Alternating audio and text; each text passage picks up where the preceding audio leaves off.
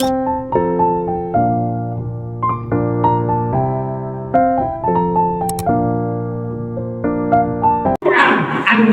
dibaca akan datang kegembiraan di dalam hati. Maka Quran bahasa yang lain di samping hudan, petunjuk bagi kita, disebut dengan syifa.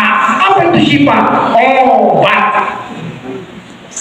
Jadi kok bapak rasanya rusuh, resah, bacalah syifa, obat.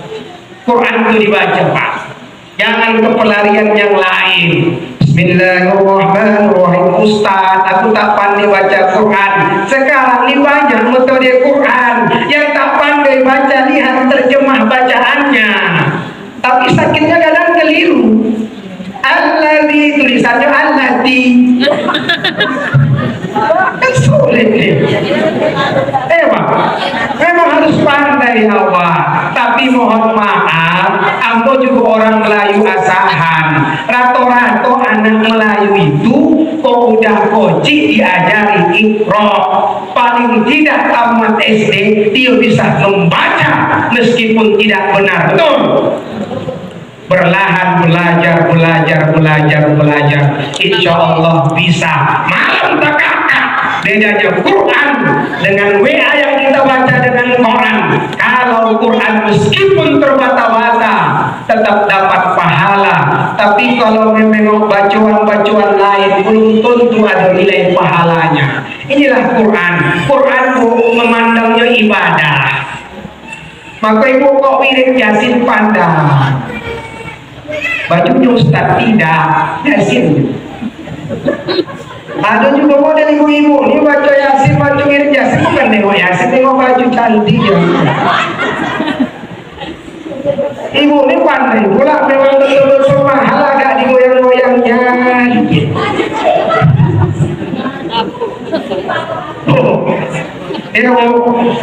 Yang enak ini kami ini. Laki-laki paling enak. Kita nih Pak, kalau buka lemari pasti baju wanita, baju bini awak lebih banyak ketimbang. Betul? Awak buka lemari awak itu paling bawah punya awak. Lebih dari 10 nih, 10. Yang tergantung turun lunas.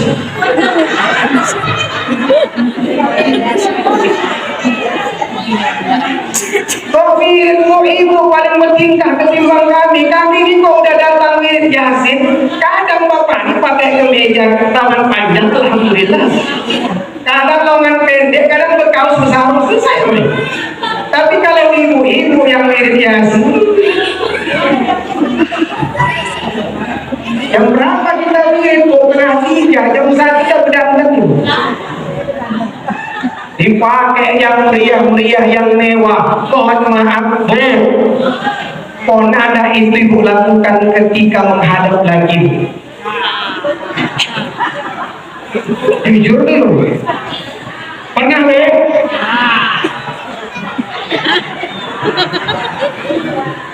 sekali-kali bu, berdandan besok pagi pakai gincu, pakai celak bersih. Boleh Ustaz, boleh. Ibu-ibu pakai gincu, pakai celak. Kalau hanya pakai celak, pakai bedak di siang hari Ramadan, hukumnya sunnah. Tapi ketika masuk lipstick itu yang makruh. Apalagi sempat lipstick yang murah, yang lengket ke gigi itu.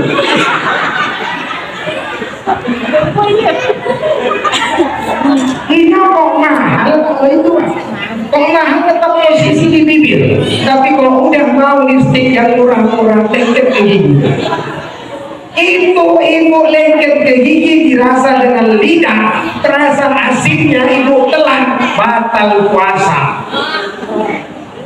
Makanya dimakruhkan. Tapi kalau mau dipakai kan tak juga dosa, pakai.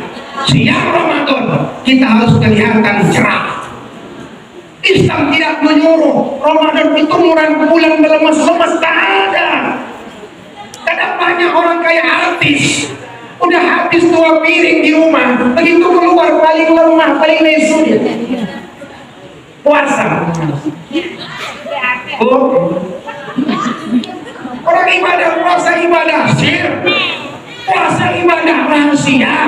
Mohon maaf Pak Haji, mohon maaf orang tuaku, ibadah yang tak ada rianya, yang tidak bisa dinilai orang, itu puasa. Tapi di luar itu, ibadah masih banyak unsur riya. Ada anak yatim, kita kasih, ini mohon maaf nih, kadang ada unsur bisikan yang tak baik di hati kita. Pulang dari umroh, pulang haji, pengen dipanggil haji, kan ria. Zakat, oh Pak, kelebihan uangnya Pak, lebih untuk infak, orang tahu ada rianya. Tapi kalau puasa, di nyawa pun kalau bisa tahu. Kadang kita bersembunyi, maka ibadah puasa ibadah yang sir, rahasia, hanya urusan kita bersama Allah yang paham. Ibadah yang tak ada riya, puasa. Apa yang mau dibanggakan dari puasa? Kata hadis, nanti Allah balas bau mulut orang yang puasa di siang Ramadan. Allah balas dengan wangi-wangian surga. Anggarkanlah wangi itu, wangi itu. Lalu sudah dapat Bu, sudah. Tak bisa. Ustaz, dia puasa jalannya melayang-layang, bencong melayang-layang jalan. Mana ada bisa dibanggakan? Justru perang Badar terjadi di bulan Ramadan. Keberhasilan diraih oleh Rasulullah pada saat itu lebih dari 3 bulan. Perang Badar terjadi, puncak keberhasilannya di bulan Ramadan. Maka bulan Ramadan, bulan kemenangan, bulan dampaan, bulan meraih cita-cita, bulan mustajabah doa. Bulan Ramadan bulan diistijabah doa-doa kita yang ada. Oh, maka jangan pernah bosan berhenti berdoa di bulan Ramadan. Kapan tempatnya Ustaz? Tempatnya ketika kita membatalkan puasa itu sendiri. Tempat mustajab doa dalam kitab Salikin disebutkan di sana, kata Imam Ahmad, salah satu tempat yang mustajab di bulan Ramadan ketika berdoa di samping malam Lailatul Qadar terdapat setiap hari. Kapan? Di saat kita berbuka puasa. Kata Rasul, Allah kasih 2 kemuliaan bagi orang yang berbuka. Yang pertama ketika membatalkan puasanya, di situ letak kegembiraan luar biasa. Kami sama Pak Wali tadi belum berbuka aja mau makanan tulah depan matos. Sekedar makanan malu. Kenapa Ustadz ditutup sama plastik? Ini masih sogan. Sunnah dihadapi, sunnah. Ibu pun di rumah buat macam itu. Kalau sudah dekat berbuka suruh kumpul semua, makanan itu dihidang, diambil bagiannya. Rasul melakukan itu, mengambil bahagian-bahagian dia. Diambilnya 3 buah kurma, diambilnya air putih. Kulu wasrobu, makan, minum. Kalau pengen mengikut ayat, bapak ibu jangan minum dulu.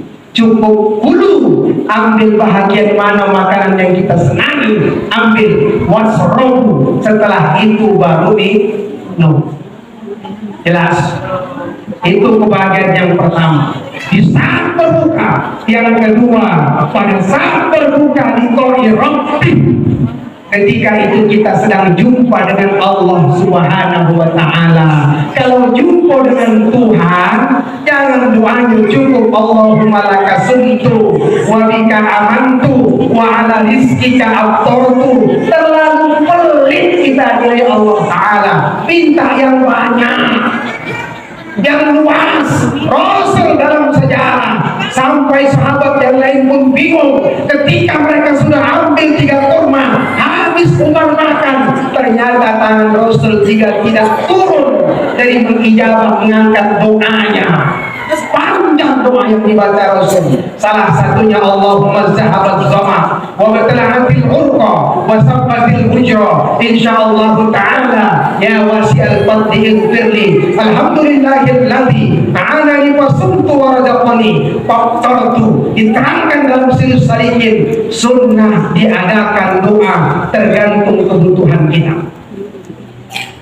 Pak Kades pasti butuhnya beda. Ya Allah, berikanlah dana MCK yang banyak untuk masuk di akademika. Datang ibu lain pula, ya Allah, ibu ketika bulan Ramadan ini.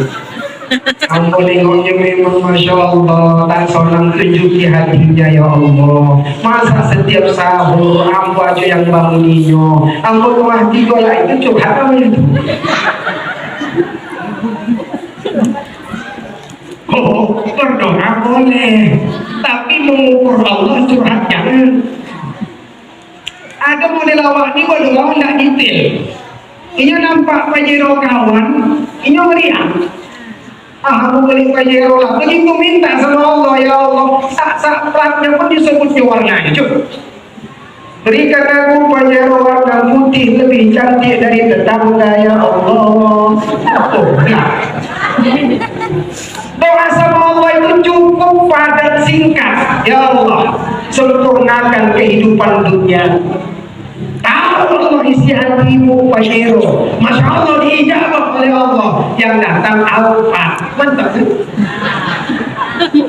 Ini pulang kota-kota doa, minta yang terbaik, dan itu diijabah oleh Allah. Doa Ustaz Nato di bulan Ramadan ini, saya bocorkan kodenya sedikit. Saya berdoa di bulan Ramadan ini kalau berbuka, ya Allah, selesaikan pondok pesantren yang ambo bangun, ya Allah. Ambo serahkan ke Tuhan apa yang bisa dilaksanakan ini dulu, ya Allah. Kami adakan buka bersama di dalamnya. Ikut anak-anak yang mengaji yang sudah hafal 2 juz itu. Ikut ibu-ibu umat-umat pengajian ambo itu semua. Girang dan bahagia ambo. Minta Tuhan, minta ambo ke Tuhan, ya Allah. Kau mengerti dengan maksudku dengan menjumpakan kami pada saat ini silaturahmi, ya Allah. Selesai. Dijawab Ustaz, serahkan ke Allah. Tapi tak dijawab Ustaz, banyak usaha. Syarat mustajab doa, mohon maaf, salah satunya jangan ada makanan yang haram pernah awak makan. Datang ada seorang sahabat beriman kepada Rasul, berdoa di depan Ka'bah. Di samping dia berdoa di depan Ka'bah, tempat mustajab doa, menangis air matanya. Lihat lewat Umar bin Khattab mengadukan ini kepada Rasul, wahai Rasul, aku bolak-balik lewat di depan Ka'bah, itu sahabat kita menangis setiap kali berdoa, keluar air matanya.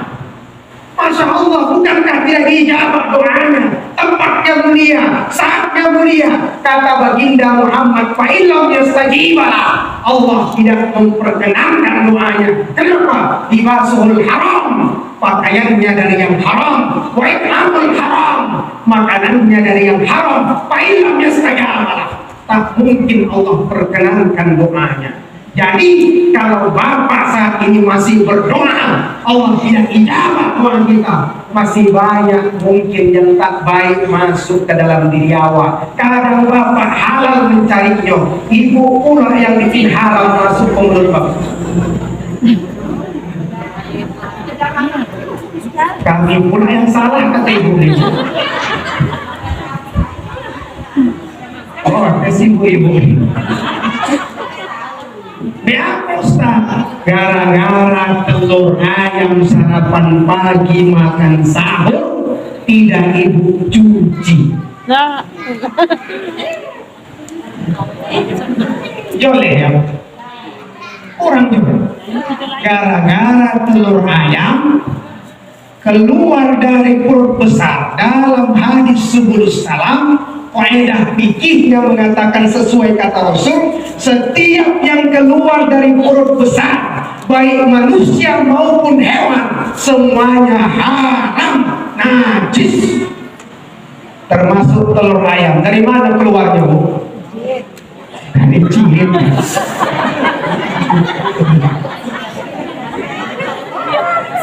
Memang pandai-pandai keluarnya dari perut besar ayam diproses lewat itu hasil krim. Olah. Sampailah di pabrik dimasukkan ke dalam tempat tepian ayam, dibawa sama salis-salis yang dari Payakumbuh, masuklah ke dalam warung-warung, ibu beli 10.000 limo. Sampai ke dapur belum pernah tersentuh terbersihkan oleh air, berarti statusnya masih najis, belum dibasuh. Masalahnya minyaknya sudah panas, langsung ditokok. Oh, ini hukum. Kalau yang kering bertemu dengan yang kering, meskipun salah satunya najis, maka hukum yang kering yang terkena najis yang kering tak masalah. Saya punya anak bayi di rumah umur 3 tahun. Kau lagi umur 3 tahun masih ngompol. Jam 10 pagi bangun. Saya mau sholat duha. Ini anak bangun tiba-tiba dekat saya, Buya. Kan itu? Ya bukan lagi ustaz. Enggak, Buya. Gimana awak? Sehebat apapun awak, mau dipanggil anak tetap sebutan awak ayah. Ya betul. Ibu pun hebat, bapak-bapak ini, Pak Wali ini, bininya ini jangan panggil Pak Wali, jangan. Ini anak saya meluk saya mau sholat duha, baju saya kering, baju dia sudah kering dibuat kipas angin, meskipun mengompol malam, saya sholat sah. Kenapa? Yang kering berjumpa dengan yang kering, meskipun salah satunya najis. Masalahnya telur ayam itu yang kering bagian luar, yang sebelumnya keluar dari perut ayam, tapi dalamnya yang putih sama yang kuning basah. Kok kering gimana pula keluar dari sini? Maka begitu dia mau keluar tersentuh dengan permukaan yang najis, meskipun dia kering, maka status yang putih, yang halal, yang kuning di dalamnya tersentuh sebelum dia proses keluar dengan permukaan kulitnya, itu yang buat najis. Jelas? Najis haram. Orang yang makan haram 40 hari doanya tidak dijawab oleh Allah Subhanahu wa ta'ala. Bisa dipahami nih Bu? Maka Imam Syafi'i, bahagia Imam Syafi'i dalam pendapat Imam Zamakhsyari, najis yang boleh dimakan hanyalah ikan teri. Habis. Najis yang boleh dimakan itu ikan teri. Kenapa Ustaz? Andai dipesahlah najisnya, tai-tainya dari ikannya, Allah makan apa? Ikan teri ada. Maka ini pendapat Imam Zamakhsyari. Kalau masalah telur ayam, wajib bil husni, wajib kita membasuhnya. Jelas Bu? Mulai besok basuh. Capek suami bumi mencari yang halal sampai kecuali berubah menjadi yang haram. Bisa Bu? Maka Quran adalah syifa, obat. Inilah obat ini. Turun bersama Rasul di dalam gua Hira. Masya Allah. Maka surah yang pertama kali turun adalah surah Al-Alaq. Iqra. Rasul tidak enak batinnya masuk ke dalam gua Hira, Masya Allah, karena turun di sana Quran jadi mulia, gua jadi mulia dikarenakan dihadiri orang yang mulia, dituruni ayat yang mulia. Itulah Iqra ya Muhammad. Rupanya dari belakang malaikat ini memeluk Rasul. Pertama kali malaikat melihatkan wajahnya di hadapan Rasul dalam bentuk yang seaslinya, takut Rasul. Iqra ya Muhammad, mana bikum? Dari belakang diimpit bahwa Rasulullah berapa? Iqra ya Muhammad, mana bikum? Aku tak bisa baca. Iqra ya Muhammad, mana bikum? Saya tak bisa baca. Rasulullah pulang.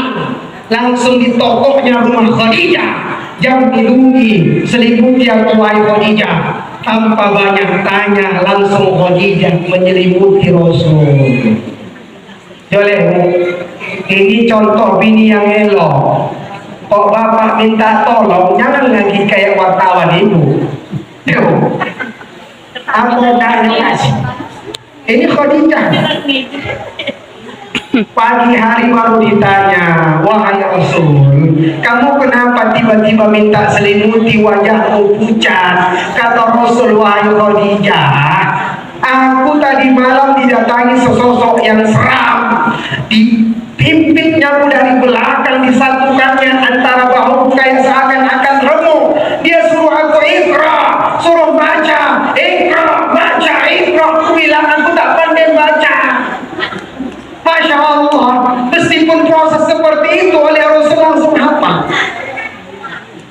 Langsung Khadijah dipanggilnya pamannya, anak paman beliau, pendeta Bahira, usia sudah tua, diceritakan bahwasanya Muhammad di Gua Hira didatangi seseorang yang jelek, yang seram, menakutkan. Ikra, katanya. Kata Bahira kepada Khadijah, wahai Khadijah, kau beruntung, itu makhluk sama sebelumnya didatangi Nabi Musa. Dia datang kepada Musa, itu Jibril. Namus, kalaulah saya besok masih kuat, itu suamimu bakalan jadi nabi.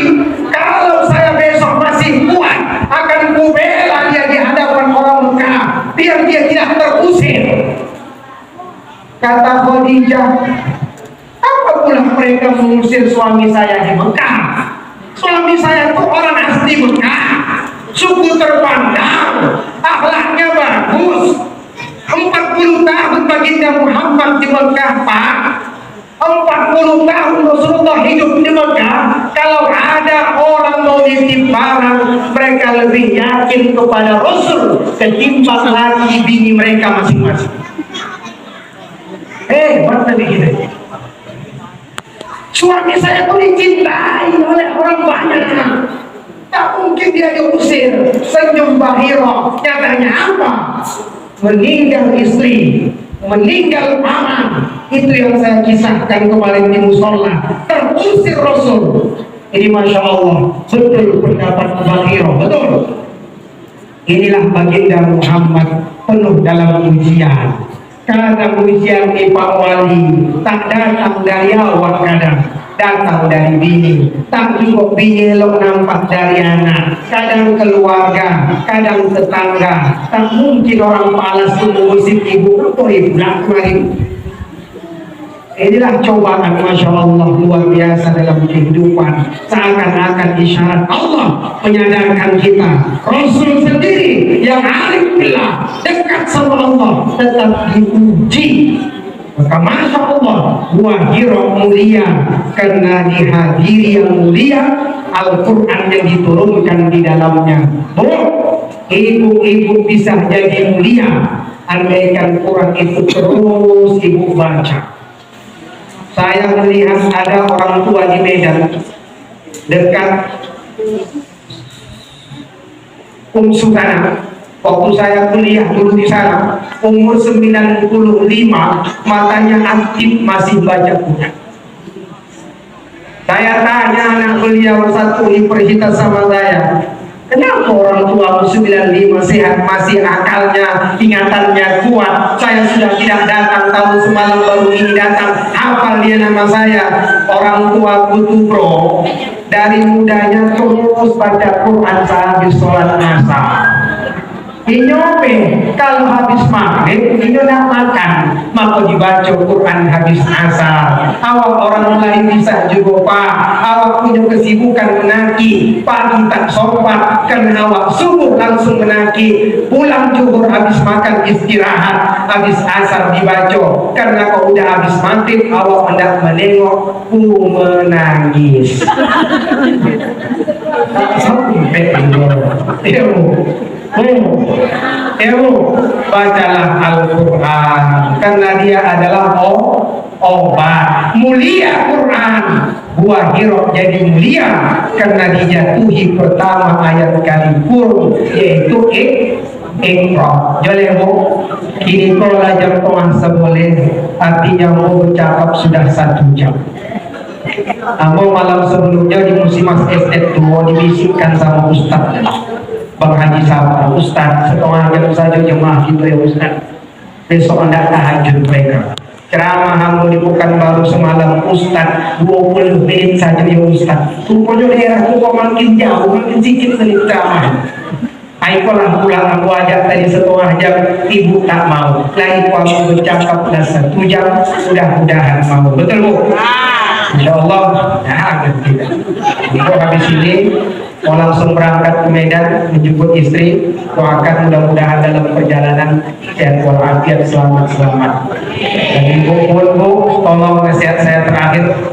Memang kita peristiwa nuzul Quran pada intinya itu yang saya sampaikan, tidak lebih Quran turun di Gua Hira, mulia Gua Hira gara-gara dituruni Quran. Ibu kalau mau mulia rumah ibu, bacalah Al-Quran.